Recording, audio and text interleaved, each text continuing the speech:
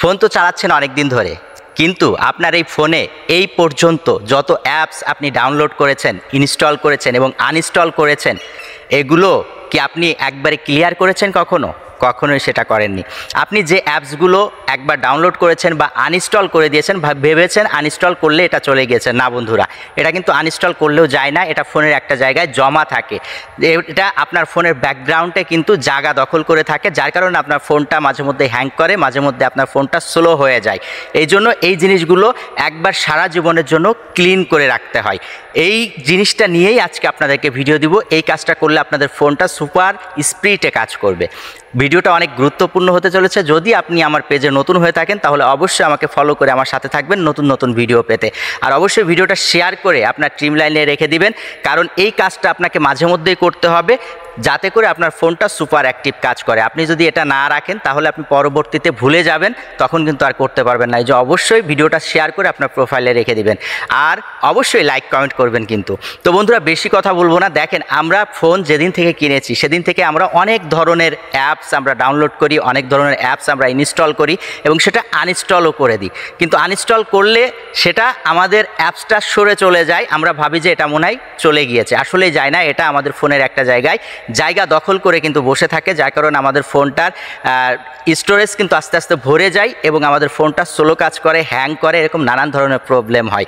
তো বন্ধুরা, এখন দেখাবো সেটা আপনারা স্থায়ীভাবে কিভাবে আপনারা এটা রিমুভ করতে পারেন। তো বন্ধুরা, চলুন স্ক্রিনের দিকে যাই, আমরা বেশি কথা বলবো না। সেই জন্য প্রথমে আপনারা আপনাদের প্লে স্টোরটা ওপেন করবেন।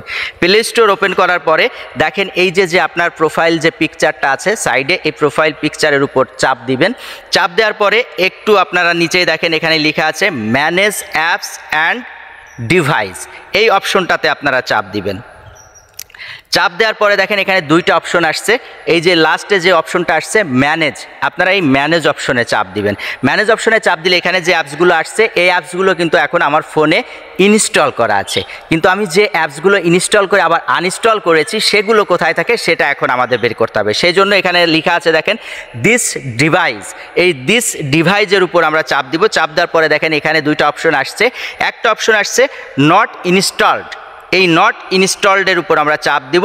চাপ দিলে এখন এই যে অ্যাপসগুলো এখানে শো করতেছে, এই অ্যাপসগুলো আমি কোনো না কোনো দিন আমি ইনস্টল করেছিলাম এবং আনইনস্টলও করে দিয়েছি, কিন্তু এই যে আমার ফোনের জায়গাগুলো কিন্তু এরা এখানে এসে দখল করে বসে আছে, যার কারণে কিন্তু আমার ফোনটা স্লো কাজ করে। এখন কি করব, আমরা একটা একটা করে এই জায়গার যে অ্যাপসগুলো আছে এগুলো একটা একটা করে আমরা সিলেক্ট করব। একটা একটা করে সিলেক্ট করব। যত অ্যাপস এখানে আছে, যেটা আমি আনইনস্টল করেছিলাম অনেক আগে কিন্তু এখানে রয়েছে, আমি প্রত্যেকটা অ্যাপস এখান থেকে আমরা এভাবে সিলেক্ট করে সব অ্যাপস এক একটা করে আমি এখান থেকে সিলেক্ট করে দিচ্ছি। আপনারা দেখেন, এই যে আমি সিলেক্ট করা শেষ। আপনাদের অনেক থাকতে পারে, সব অ্যাপস আপনারা এখান থেকে সিলেক্ট করে দিবেন। দেখেন এখানে কিন্তু এই যে লেখা অলরেডি উঠে গিয়েছে 565 MB আমার এটা দখল করেছিল। আপনাদের দেখা যাচ্ছে 1 2 3 4 গিগা পর্যন্ত এরকমের দখল করে আছে, আপনারা দেখতে পাবেন, কারণ আপনারা তো এটা কখনোই মুছে ফেলেননি। কারণ আমি তো মাঝে মধ্যে এটা করি, এই জন্য আমার অল্প আছে, আপনারা তো করেন না, এই জন্য আপনাদের কিন্তু অনেক বেশি থাকবে। তো এখন আমরা এই যে উপরে ডিলেট অপশন আছে, আমরা এই ডিলেট অপশনে চাপ দিব। চাপ দেওয়ার পরে আমরা রিমুভ অপশনে চাপ দিব। এই যে রিমুভ অপশনে চাপ দিয়ে দিলাম। চাপ দিলে কিন্তু আমার অ্যাপসগুলো এখন রিমুভ হয়ে গেল। এই যে রিমুভ হয়ে গেল, আমার অ্যাপসগুলো সব কিন্তু রিমুভ হয়ে গিয়েছে, এখানে আর একটা অ্যাপসও নেই। আবার যদি আমি কোনো অ্যাপস আনইনস্টল করি সেটা কিন্তু আবার এখানে চলে আসবে, আমি আবার এখান থেকে এভাবে সারা জীবনের জন্য ওটাকে আউট করে দিব, এইভাবে আপনাদের যেভাবে দেখালাম। তো আপনারা অবশ্যই এভাবে মাঝে মধ্যে এখানে এসে এই অ্যাপসগুলো এখান থেকে রিমুভ করে দিবেন, তাহলে আপনার ফোনের গতিটা ঠিক থাকবে।